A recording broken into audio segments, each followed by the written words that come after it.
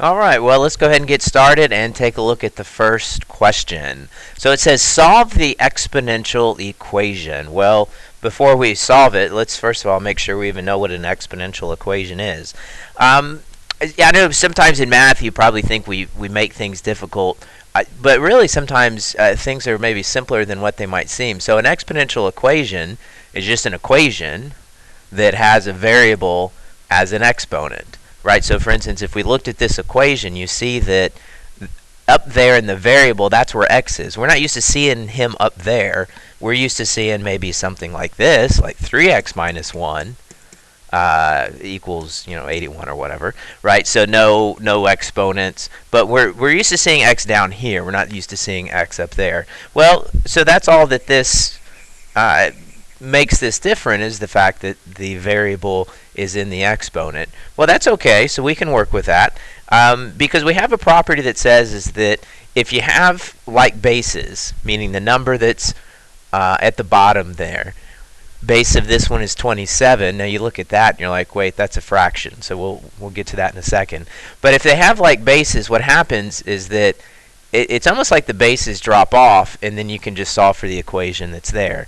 So the first thing that we need to do is we need to rewrite these things with like bases. So let's take a look at 27. So if you think about powers of 27, 3 times, because 9 times 3 is 27. Oh, but 9 is 3 times 3. So this would be 3 cubed. So I would rewrite that as 3 cubed. And then what I've got is that I've got that 3x minus 1 that's already up there. So I need to include that. And then that 1 over 81. Well, let's forget the fact that it's a fraction for a second. Just think about 81. What we've done here is that we've already, as we rewrite with like bases, what we've already done is that we said, well, 3 to the first power, and maybe I'll just kind of do some scratch work over here. 3 to the first power is 3. 3 squared is 9. 3 cubed is 27. And then we're trying to figure out 81. Oh, okay, 3 to the fourth power. Right, and this is, if you don't have this stuff memorized, that's okay. Go to the calculator. So if we went into the calculator, just to help us out with that real quick. So on this calculator, how you do exponents, by the way, is that you do the little raise the roof there, right? So it looks like a roof, and we're raising a power, so raise the roof.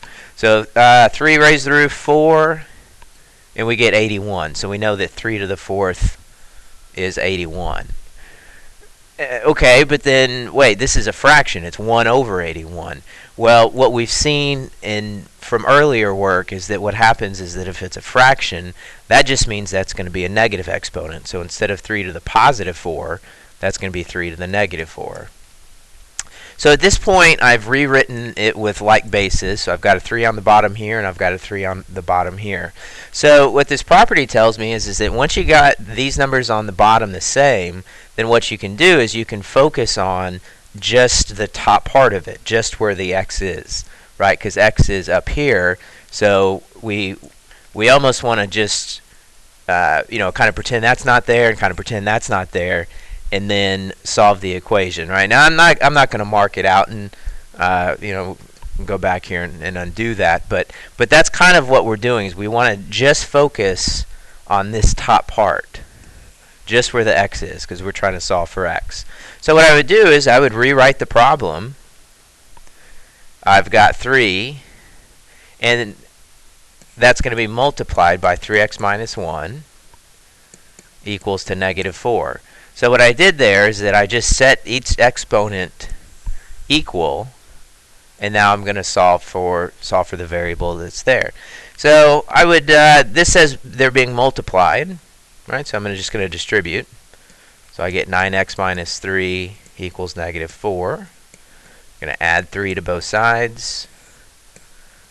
I've got more negatives, so that would be a negative 1. And then I divide both sides by 9, and I get x equals negative 1 over 9.